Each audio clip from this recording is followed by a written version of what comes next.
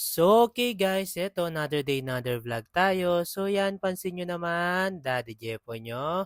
Umagang-umaga, kakatapos niyang magkape, eto aayusin na tayo, natin yung soft drinks guys. So, kapit lang mga sir, mga ma'am, medyo marami tayong gagawin ngayong umagang to. Kaya sana matapos nyo tong vlog ko na to. Thank you in advance. At eto na nga pala guys, yan, bali kahapon pala, bago ko sunduin si mami, kwento ko na lang muna dito. Yan, namili ako ng konti sa supermarket. So ngayong umaga ko na maayos kasi nga gidabi na tayo. At eto nga, tuloy-tuloy lang tayo mga sir, mga ma'am. Yan, umagang-umaga, napakapagpapala ni Lord. Kaya habang eto nag-aano tayo, nag-aayos, yan, bali siya shoutout na ako, baka makalimutan pa. So eto po, bali pinapa-shoutout siya ni Ma'am Clemens, si Miss Crystal Jade Cañeda. Yan, anak niya po yata yan, kakagraduate lang. Shoutout sa iyo and congratulations. At eto pa guys, shoutout din kay Sir Gian and Rizzy Manahan. Yan mama, shoutout na ka. Sana mapanood mo na tong vlog na to. Thank you sa panonood po ng mga vlog ko. And ingat po kayo lagi ni Sir. Yan, katrabaho ni Mrs. So eto guys, balik na tayo sa mga inaayos natin. Yan, pansin nyo naman, Daddy Jepo nyo, umagang-umaga, yan, masayang-masaya kasi nga, may aayusin tayo. Ibig sabihin nito, yan, pag marami tayong inaayos, marami tayong ibebenta. Alam nyo naman, Daddy Jepo nyo, guys, pinakaayaw ko yung nawawalan ng tinda kasi ayaw ko nagsasabi ng wala sa mga customers natin.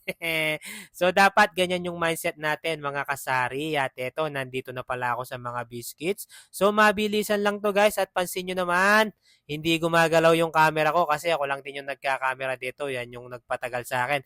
Pero para maipakita ko lang sa inyo kung gaano talaga ako katyaga, yan. Okay lang yan. At eto, check na lang tayo ng mga ano guys, mga presyo. And after nun yan, dahil umaga pa at maaga tayong natapos, eto na guys, ipagluluto na natin si Mami. So dahil naglalaba nga yung nanay ko, yan, ako na rin yung magluluto muna. So eto guys, alam nyo naman siguro kung ano yung iluluto ko. Ano lang naman, simplihan lang and mabilisan lang. At ayun, naglego na ako. Yun, napansin nyo naman, di ba? Naghiwa-hiwa na ako ng mga aromatics. Wow, aromatics. Ano bang iluluto mo, Daddy Jepoy? At eto, yan, pinabaga ko na yung ating sticky pan and itong ating legendary kawali. Nilagyan ko na ng mantika at nilagay ko na yung bawang at sibuyas. Kala mo naman talaga, no? At ayun, niluto ko na yung favorite nating itlog. So, bali yan guys. Ano lang na may luluto ko yan? Corned beef, hotdog, tsaka itlog. Grabe, may ano ka pa, Daddy Jepoy. Aromatics. So, yan guys. Tuloy-tuloy lang Daddy Jepoy nyo. Yan, sana magustuhan ni Mami. At dito ako natawa guys yan. Napakamot na lang talaga ako dito. Nakalimutan kong ilagay yung kanina, yung patatas. Pero okay lang, kukunin ko na lang sa kulo. Yan, ako din naman kakain yan. Di kumakain ng gulay si Mami. So, yun guys. Tapos na yun. Yun, nag-aroma na ako, smell. At eto nga guys, hinango ko na yung corned beef. And yun, isa-serve na natin si Mami. Grabe, ito yung pinakamasarap na part. So, let's make it special ng konti. Yan, puro serve lang tayo. At ayan, gumawa na rin ako ng coffee namin. And eto guys, papakita ko sa inyo. Yun, may pitik yung batang Indiano.